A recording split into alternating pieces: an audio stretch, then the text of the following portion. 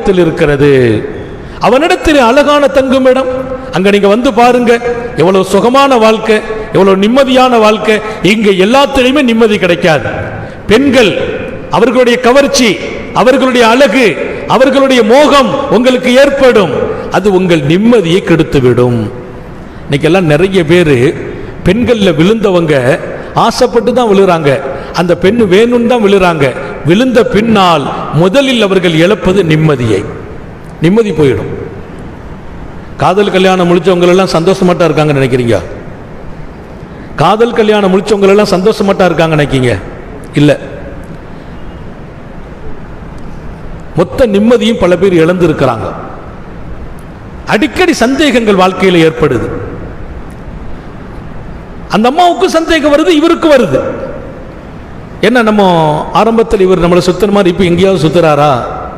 அந்த அம்மாவுக்கு அந்த சந்தேகம் வருது, அவருக்கு வருது. இன்னைக்கு எல்லாம் இந்த காதல் கல்யாணங்களில் திருமணமாகி வாழ்ந்து கொண்டிருக்கிற பல பேர் நிம்மதியை காணாக்கி இருக்கிறார்கள். பெண்கள் மீது உள்ள ஆசை, அதனுடைய பாதிப்பு நிம்மதி இழக்கும்.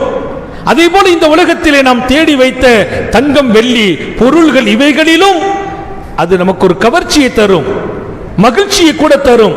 கொஞ்ச நாளைக்கு பின்னால நிம்மதி போயிடும். அல்லாஹ் இங்கே சொல்கிற செய்தி ரொம்ப முக்கியம். உலகத்தின் பக்கம் நீங்கள் வாழலாம், சம்பாதிக்கலாம், நீங்கள் ஈடுபடலாம், வீழ்ந்து விடாதீர்கள், சாய்ந்து விடாதீர்கள். அங்கே சாய்வீர்களையானால் மறுமையின் ஆசை குறைஞ்சு போயிடும். என்னிடத்தில் இருப்பதை தேட மனசு வராது, என்னிடத்தில் இருப்பதை அனுபவிக்காமல் போய்விடுவீர்கள். இன்னொரு பக்கம் மறுமை நஷ்டமாகிவிடும். அதனாலதான் பெருமானார் அழகான ஒரு உதாரணம், இந்த உலகமும் மறு உலகமும் ரெண்டும் ரெண்டு பொஞ்சாரி. பெருமானார் சொன்னாங்க, ரெண்டும் ரெண்டு பொஞ்சாரி. சக்கலாத்திங்கிறாங்க ரசூல் ஸல்லல்லாஹு அலைஹி வஸல்லம். நல்ல ஞாபகம் வச்சிக்கா, ஒன்றை திருப்திப்படுத்தினால் இன்னொன்றை திருப்திப்படுத்த முடியாது. ரெண்டு பொஞ்சாரிக்காரனுடைய கதை இருக்குது, பெரிய கதை. இந்த பொஞ்சாரியை சந்தோஷப்படுத்தினா அந்த பொஞ்சாரியை சந்தோஷப்படுத்த முடியாது, ரெண்டு பேரையும் ஏக காலத்தில் திருப்திப்படுத்த முடியாது. என் பெருமான் சொல்வார்கள், இந்த உலகமும் மறு உலகமும் இரண்டு பொஞ்சாரி, சக்கலாத்தி. இதை திருப்திப்படுத்தினால் அதை திருப்திப்படுத்த முடியாது என்பார்கள் காத்தமுன் நபியின் ஸல்லல்லாஹு அலைஹி வஸல்லம். எனவே ஹஜ்ரத் ஆதம் அலைஹிஸ்ஸலாம் தன் மகனிடத்தில் கொடுத்த முதல் அறிவுரை, இந்த உலகத்தில் நீ எப்போதும் போதும் என்று வந்து விடாதே, நிம்மதி பெற்று விடாதே, சாய்ந்து விடாதே. நீ அனுபவிக்க வேண்டாம் என்று நான் சொல்லவில்லை, சம்பாதிக்க வேண்டாம் என்று சொல்லவில்லை. இங்கே வீழ்ந்தால் இந்த வீழ்ச்சியிலிருந்து எழுந்திருக்க முடியாது. எப்படி வியாபாரத்தில் வீழ்ந்தா எஞ்சிக்க முடியலையோ, உலகத்துக்குள்ள நீ வீழ்ந்துட்டா உன்னை தூக்கி விட முடியாது. இங்கே இருக்க வேண்டும் எச்சரிக்கையோடு. பல பேர்களை இந்த உலகம் தன் பக்கம் ஈர்த்திருக்கிறது, பல பேர்களை வீழ்த்தி இருக்கிறது. அல்லாஹுவை மறக்கடித்து விட்டது, மறுமையை மறக்கடித்து விட்டது, சொர்க்கத்தை மறக்கடித்து விட்டது. அல்லாஹ்வின் பக்கம் போய் சேர்வதற்கான வாழ்க்கையை தேட முடியாமல் ஆக்கிவிட்டது. எனவே இங்கே பெண்ணாசை வரும்போது எச்சரிக்கை வரட்டும், காசு ஆசை வரும்போது எச்சரிக்கை வரட்டும். அதேபோல் வருமானம், தொழில் என்று வரும்போது எச்சரிக்கை வரட்டும். என்ன எச்சரிக்கை? இங்கே நான் வீழ்ந்து விடக்கூடாது. அல்லாஹ் நம் எல்லாருக்கும் தௌஃபீக் செய்வானாக. நீங்கள் எங்கும் இந்த உலகத்தில் போங்க, எங்கும் வரலாம், எதையும் தேடலாம், மார்க்கம் அனுமதிக்கிற இடத்தில். ஆனால் வீழ்ச்சி என்பது, இங்கே சாய்வது என்பது கூடாது என்றார்கள். ஒரு சின்ன செய்தியை ஞாபகத்திற்கு நான் சொல்வேன். ரசூலை கரீம் ஸல்லல்லாஹு அலைஹி வஸல்லத்தின் அருமை சஹாபி அப்துர் ரஹ்மான் இப்னு அவுஃப் மிகப்பெரிய பணக்காரர், கோடி கோடியா சொத்து. எந்த அளவுக்கு பணம்? அவங்க மௌத்தா போன பின்னால அவங்க வீட்டு வாசலை தோண்டினால் பாலம் பாலமாக தங்கம் இருந்தது. பாலம் பாலமாக தங்கம். என்ன தங்கம்? வாங்குவதற்கு ஆள் இல்லாமல் புதைக்கப்பட்டுச்சு. வாங்குவதற்கு ஆள் இல்லை. என்ன, பெருமானார் கொடுக்கும் கைதான் வாங்கும் கையை விட சிறந்ததுன்னு சொல்லி சொல்லி பாடம் நடத்தி வாங்காம பல பேர் போயிட்டாங்க. வாங்குற கூட்டம் குறைஞ்சிச்சு. அதனாலதான் பைத்துல் மால் ஏற்படுத்தணும், சேமிப்பு வைத்தோம். அவ்வளவு பெரிய பணக்காரர் அப்துர் ரஹ்மான் இப்னு அவுஃப் நோன்பு வச்சிருந்தாங்க. இந்த ஹதீஸை இமாம் புகாரி எழுதுகிறார்.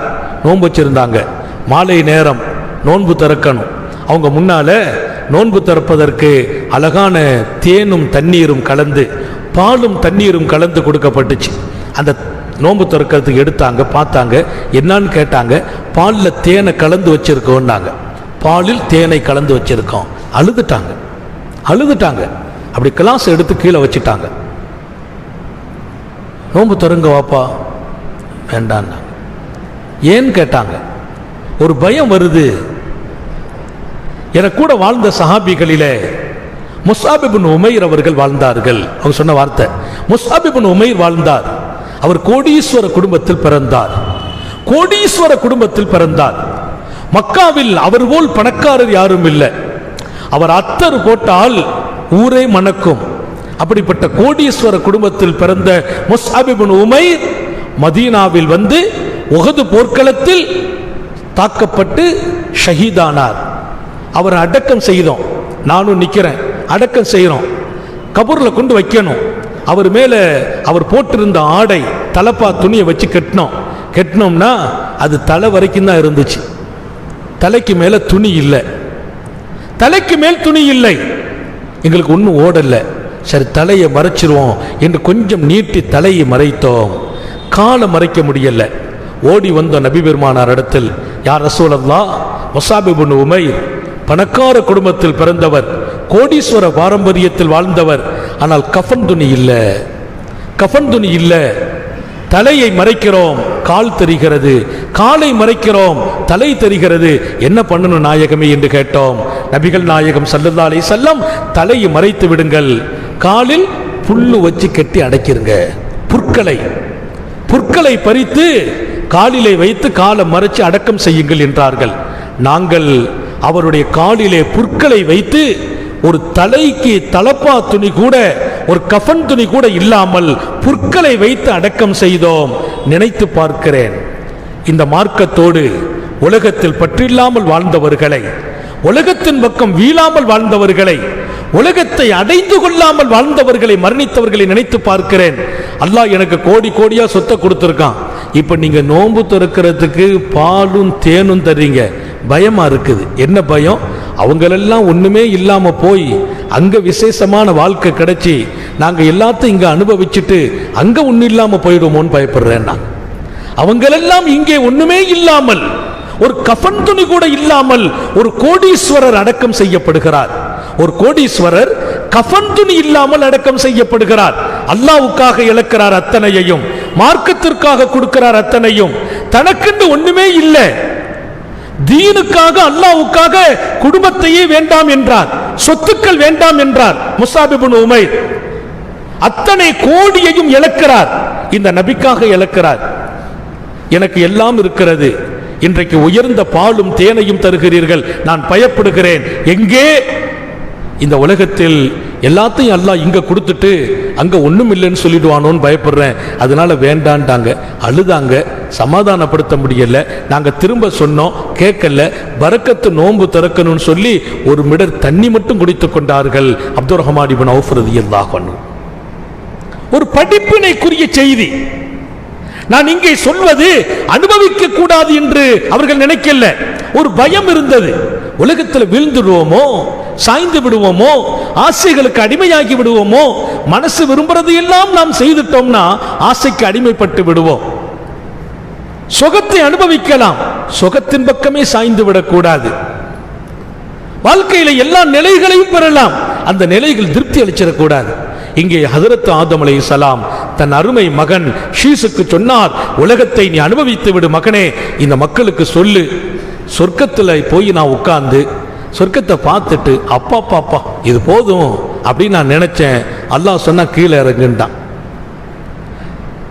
இந்த உலகத்தை போய் நீங்க பார்க்கும்போது அப்படிதான் மனசு வரும். நிறைய ஆசைகள் இருக்கும், பெண்கள் கவர்ச்சியா இருப்பாங்க, காசு பணம் பசுமையாக இருக்கும். இதையெல்லாம் நீங்க பார்த்துட்டு அதுல மெய் மறந்து போயிடாதீங்கப்பா, அதுல மாய்ந்து விடாதீர்கள், சாய்ந்து விடாதீர்கள். நீங்க ரொம்ப கஷ்டப்படுவீங்க, அல்லாஹ்வுடைய அன்பு போயிடும், நெருக்கம் போயிடும், வணக்கத்தில் இன்பம் கிடைக்காது. அல்லாஹ் நம்ம எல்லாரையும் பாதுகாப்பானாக. ரொம்ப கவனம், ரொம்ப முக்கியமான விஷயம். ஏன்னா பாபா மூலமா எத்தனையோ 1000 ஆண்டுகளுக்கு முன்னால் சொன்ன செய்தி நமக்கு வந்து கிடைக்குது. இங்கே நாம் ஆசைகள் நிறைய இருக்குது, அதுல போய் விழுந்துடக்கூடாது. காசு பணம் பசுமையானது, எடுக்க எடுக்க ஆசை வரும் எடுக்க வேண்டும் என்று, அதற்காக அதை தப்பான வழியில் எடுத்து விழுந்துவிடக் கூடாது. பெண்கள் எங்கு போனாலும் எத்தனை வயசானாலும் கவர்ச்சியை தருவார்கள், அந்த கவர்ச்சியில் நாம் வீழ்ந்துவிடக் கூடாது என்பதை பாபா ஆதம் அலைஹிஸ்ஸலாம் உம்மத்துக்கு சொல்வார்கள். நபிகள் நாயகம் விரட்டி விடுகிறார்கள். உலகம் என் முன்னால் காட்சி அளித்தது, வேண்டாம் என்று விரட்டினேன் என்கிறார்கள். இன்னொரு பக்கம் சொன்னார்கள், அத்துன்யா மல்ஊன், இந்த உலகம் சாபத்துக்குரியது என்றார்கள். இந்த உலகம் சாபத்துக்குரியது என்றார்கள். எவ்வளவு பெரிய செய்தி! ஓ மல்ஊனுன் மா ஃபீஹா, இங்கே இருப்பதும் சாபத்துக்குரியது. இங்க இருக்கிற எந்த பொருளை எடுங்க, எல்லாமே சாபம் இருக்குது. இதுல எது கரெக்ட்? இல்லா திக்ரல்லாஹ், அல்லாஹுவின் திக்ர், அவன் நினைவு எங்கே கிடைக்குமோ, அவன் நினைவு எதிலே ஏற்படுமோ அதுதான் சாபம் இல்லாதது என்று நபிகள் நாயகம் ஸல்லல்லாஹு அலைஹி வஸல்லம். அவன் நினைவு வந்து விட்டால் உலகத்தில் விழுந்துட மாட்டோம், பெண்கள்ல விழுந்துட மாட்டோம், காசு பணத்தில் விழுந்து விட மாட்டோம். இன்றைக்கு அங்கே விழுந்த பல பேர் பெரிய நஷ்டத்தை அனுபவித்திருக்கிறார்கள் என்று பாபாவுடைய செய்தியை தொடர்கிறார்கள். 5 விஷயம் சொன்னாங்க. 2வது செய்தியும் சொல்லிக்கிறேன், ரொம்ப சின்ன செய்தி அது. பாபா சொன்னாங்க, அப்பா உன் பிள்ளைகளை கூப்பிட்டு சொல்லு, லா தாமலு ஃபி ஹவா நிசாயிக்கும். பெண்கள் இருக்கிறாங்க, ஆனால் யாரும் வருத்தப்பட்டுறக்கூடாது. பாபா கூப்பிட்டு சொன்னாங்க, பாங்க வா, உங்க மக்களை பூரா கூப்பிட்டு சொல்லு, அடுத்தடுத்த தலைமுறைகளுக்கு அட்வைஸ் பண்ணி விட சொல்லு, பெண்களுடைய யோசனை கேட்டு நடக்காதீங்கன்னு சொல்லு, பெண்களுடைய யோசனை கேட்டு நடக்கக்கூடாதுன்னு சொல்லு. லா தாமலு பி ஹவாய் நிசாயிக்கும், உங்கள் பெண்களுடைய ஆசைகளை கேட்டு கேட்டு நீங்க நடக்காதீங்க. அவங்க நிறைய ஆசைகளை வெளிப்படுத்துவாங்க, அவங்க ஆசைக்கு நீங்க கட்டுப்பட்டு நடக்காதீங்க. நல்லா கவனிக்கணும், தப்பா விளங்கிடக்கூடாது. இதை கேட்டுட்டு வீட்டில் போய் பாடாப்படுத்தக்கூடாது. அஜத் சொல்லிட்டாரு, நீ ஒரு பேச்சும் பேசக்கூடாது சொன்னீங்கன்னா பாவம் அவங்க ரொம்ப கஷ்டப்பட்டுருவாங்க.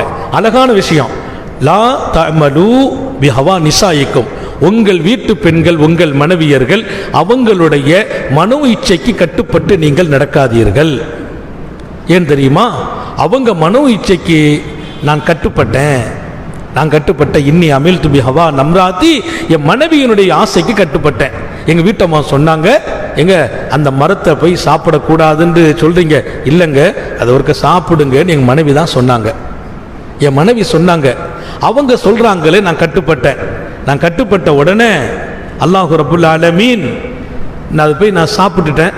எடுக்கக்கூடாதுன்னு சொன்னா அல்லாஹ், எங்கள் வீட்டம்மா போய் எடுன்னாங்க, நான் போய் எடுத்துட்டேன், சாப்பிட்டேன், அவ்வளவுதான்.